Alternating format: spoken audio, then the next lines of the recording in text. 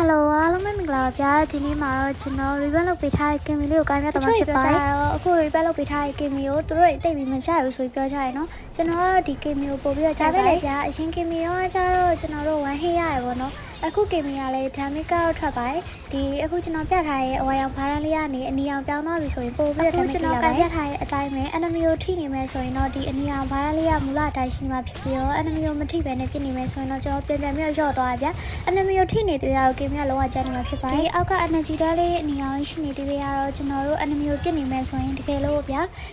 battle sign နေပို့ပြီးတော့ကောင်းတာပေါ့နော် enemy ပြစ်နေမယ်ဆိုရင်တော့ enemy နဲ့ကောင်လုံးဖောက်ထိနေမှာဖြစ်ပါတယ်နောက်တစ်ခုနေရာကိုကျွန်တော်အကြိုက်ဆုံးပေါ့နော်အဲ့ဒါကတော့ scale 1မှာ scale 1ကိုသုံးနေမယ်ဆိုရင်တော့ Kimi ကလေးပေါ်ပြန်တက်နေမှာဖြစ်ပါတယ်အဲ့ဒါကတော့ကျွန်တော်အကြိုက်ဆုံးပေါ့ဗျာကျွန်တော်လေးပေါ်ပြန်တက်နေတဲ့အချိန်ဆိုရင် movement speed ကလည်းမြန်တာမလို့ရှောင်းမိုက်ပါတယ်ဗျာနေရာတော့ vision အတွက်ကောင်းဆုံးလို့ပြောရမယ်ဘာလို့လဲဆိုတော့ enemy ကခြုံထဲမှာပုံနေမယ်ဆိုရင်တော့ scale 2နဲ့ vision ပြပေးနေမှာဖြစ်ပါတယ်အဲ့တော့အရှောင်းမိုက်ပါတယ်ဗျာတစ်ချက်ကဒီနေရာတော့ဖိပြီးတော့ပြင်ပို့ပြီးတော့ကောင်းပါတယ်ဒီတော့ revert လုပ်ပေးထားတဲ့ Kimi လေးကိုကြိုက်လားဆိုတော့ comment မှာရေးသားပေးပါဦးကျွန်တော်ရဲ့ video လေးကိုဆုံးဖြတ်ကြည့်ပေးတဲ့ကျေးဇူးများတင်ပါတယ်ဗျ